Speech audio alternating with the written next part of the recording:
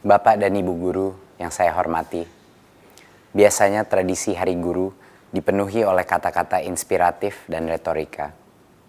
Mohon maaf, tapi hari ini pidato saya akan sedikit berbeda. Saya ingin berbicara apa adanya, dengan hati yang tulus kepada semua guru Indonesia dari Sabang sampai Merauke. Guru Indonesia yang tercinta, tugas Anda adalah yang termulia dan yang tersulit.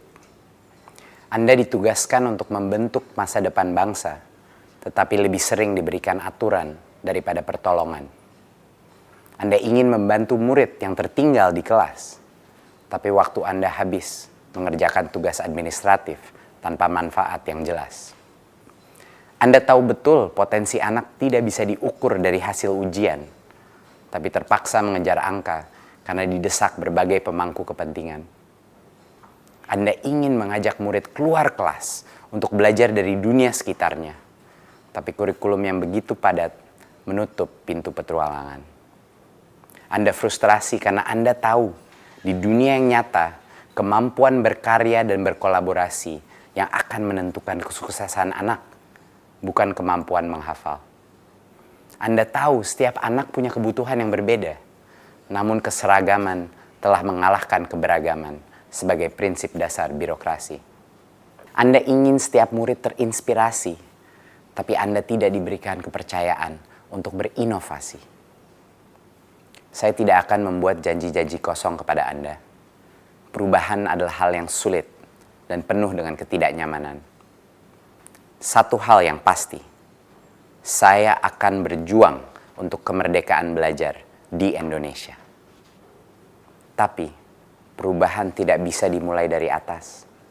Semuanya berawal dan berakhir dengan guru. Jangan menunggu aba-aba. Jangan menunggu perintah. Ambillah langkah pertama. Besok, dimanapun Anda berada, lakukan perubahan kecil di kelas Anda. Ajaklah kelas berdiskusi, bukan hanya mendengar. Berikan kesempatan murid untuk mengajar di kelas. Cetuskan proyek bakti sosial yang melibatkan seluruh kelas. Temukan suatu bakat dalam murid yang kurang percaya diri. Tawarkan bantuan kepada guru yang sedang kesulitan.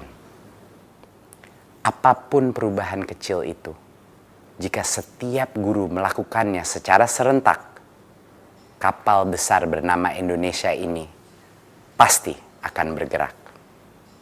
Selamat Hari Guru. Merdeka belajar, guru penggerak.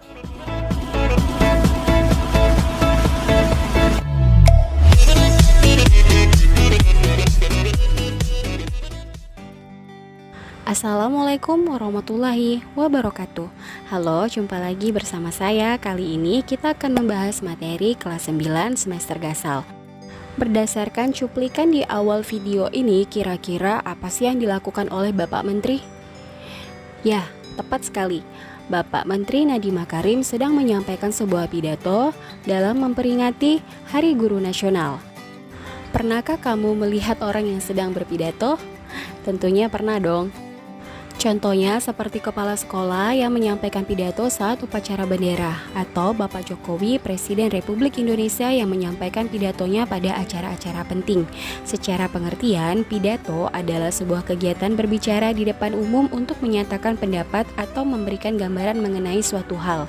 Nah, sebelum melakukan kegiatan berpidato, biasanya pembicara membuat teks pidato terlebih dahulu. Apa itu teks pidato?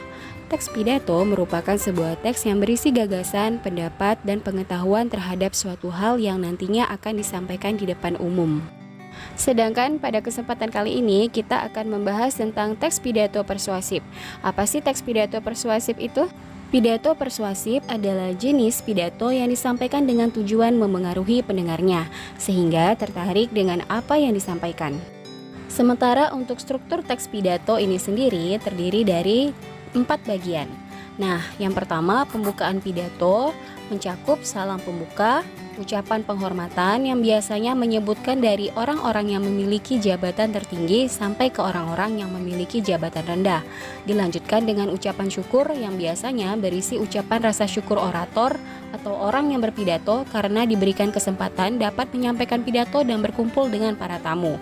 Kemudian dilanjutkan lagi dengan adanya pengantar ke topik utama.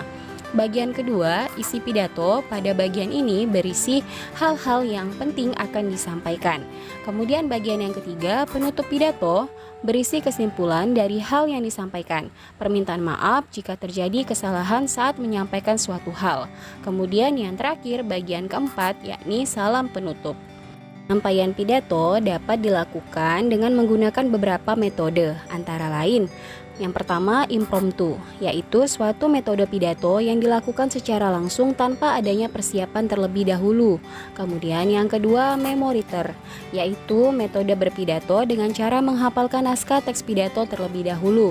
Yang ketiga, metode naskah, yaitu metode berpidato dengan cara membacakan teks pada saat berpidato.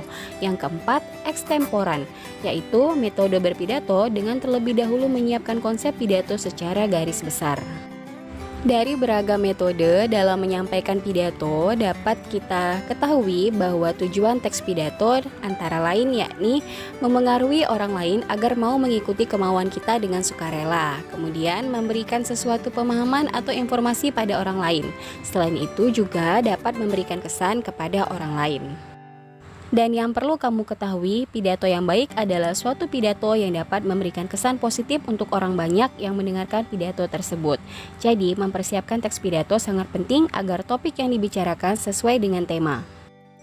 Baiklah, sekian pemaparan materi Bahasa Indonesia kelas 9 semester Gasal tentang teks pidato persuasif. Semoga bermanfaat. Sampai jumpa pada materi berikutnya.